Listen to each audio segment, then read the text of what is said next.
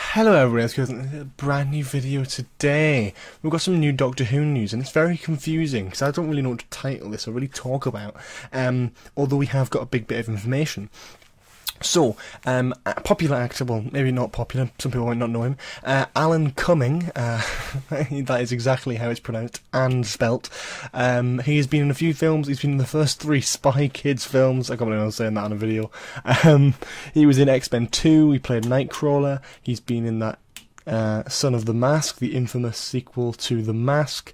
He's been in plenty of stuff. He's been in loads of different things throughout the years. But he's now on Doctor Who. He revealed in a recent mini podcast interview thing on a show called Homo Sapiens, where he talked about this role he's getting in Doctor Who. And first of all, I'll let you listen to it first. It's our chat with Alan Cumming.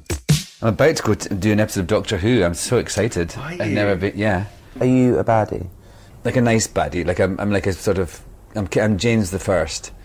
So I'm kind of like dandy, foppy coward who kind of comes all right in the end. And he said he might come back. Oh, that's good. So yeah, it's. I don't know if you're catching on the same thing as me, because at first I saw the Radio Times article, I made a video on it, and then I realised when I went to actually watch the clip from the podcast that actually. That's not what he said at all. He said exactly the quote that is on the Radio Times article, but he said it in a certain way. So there's 2 sides of this. We're going to start with side number 1. Side number 1 is that he pretty much says he is James the First. He's playing the character of James the First, the Scottish monarch, who was famous for being the one that Guy Fawkes wants to blow up in the famous gunpowder plot. It's why us in the UK, it's why we have Bonfire Night, Remember the 5th of November, Gunpowder Treason and Plot. It's all about that, and he was the monarch in England at the time.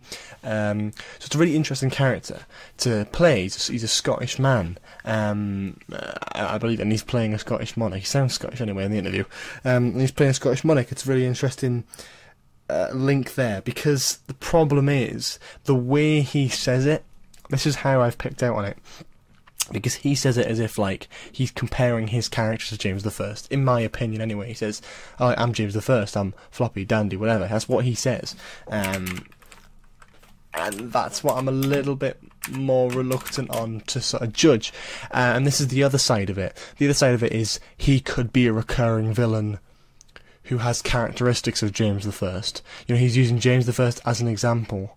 I just think the way he said it doesn't mean that, because I think that even the way the actor as well, he didn't say, oh, I'm playing James the First. He says, I'm James the First. This is the way I'm doing it, and this is how it, floppy, dandy, and but a nice baddie. And I think that's a really interesting description.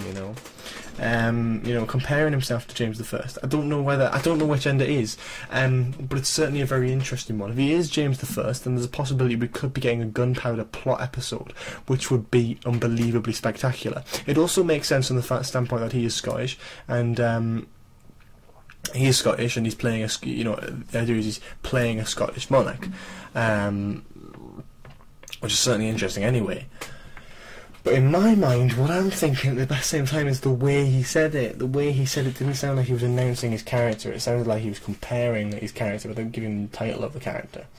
And I feel like with Doctor Who's secrecy, why would he just be allowed to go on a podcast and talk about the fact that he's been cast as a certain role in history? I think it would be very much kept a little bit more secret.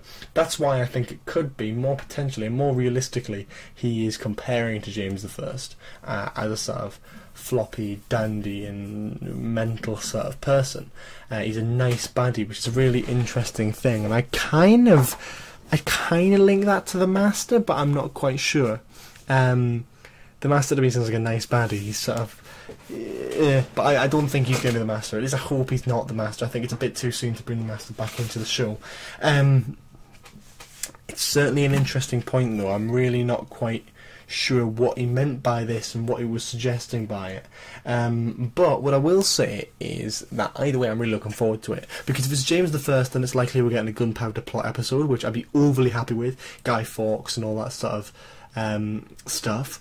But at the same time, I'd be happy with the other side as well. I'd be happy if he was a new recurring villain. I don't think he's going to be the Master. So if he is a recurring villain, he's a new recurring villain. So that'll certainly be an interesting type role to play. A new villain as well, by the looks of it. It could be an old one in like a male incarnation of the Rani, for example. But it's all possible. But I don't know. I kind of like the idea of it working the way it's going so far. I don't really know what to say. It seems like it's going to work though. Although he hasn't been in the greatest of films, Spy Kids, the terrible Mask sequel. I've not watched X-Men 2 myself, but he must be quite good. Because he's been asked to do Doctor Who, and I'm sure Chris Chibnall's very protective over that. In all senses of it though,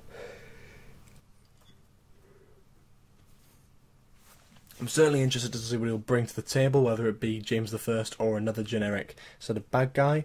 What is interesting though is he does say they've said he might come back, which means he can't be sort of unless unless he's like a Churchill figure where he's sort of like he's in one episode and then he's in the next and then he's in the next after that and then whatever. Like Churchill from Series 5 appeared in 3 episodes: Victory of the Daleks, Pandorica Opens briefly, and The Wedding of Riversong. He appeared in 3 different episodes there. And that's pretty impressive for a historical character to show up that many times. So it could very easily happen with James I, but I think it's more likely that we're going to have a villain that is very much like James I, and that's based off just how he said it. It's all good and well reading something off a Radio Times article, but I went back and re-recorded this now because I genuinely feel like I don't think he is James I. I think he's someone completely different in general. Yeah, so the Radio Times have put out the article saying he's playing King James I, but I don't think that's the way it's done. I mean, you make up your own decision. Tell me what you think in the comments. I'd absolutely love to hear it, because I'm sort of sitting here like, I don't really know what to make of this. It could be either or. Personally, I'd be happy with either. I'm not that fussed at all. But if you have a separate opinion, then make sure you let me know in the comments. I do read all of them, so that'll be very interesting indeed. In the meantime though, if you enjoyed this video, make sure to leave a like. Actually, I do want to say something quickly. There will be a fan-made Doctor Who Series 11 teaser trailer coming tomorrow, hopefully, possibly, maybe Mother's Day Sunday, I don't know, sometime at the weekend though, so tomorrow or Sunday, either of the two. Anyway, thank you all so much for watching, see you all next time, bye bye.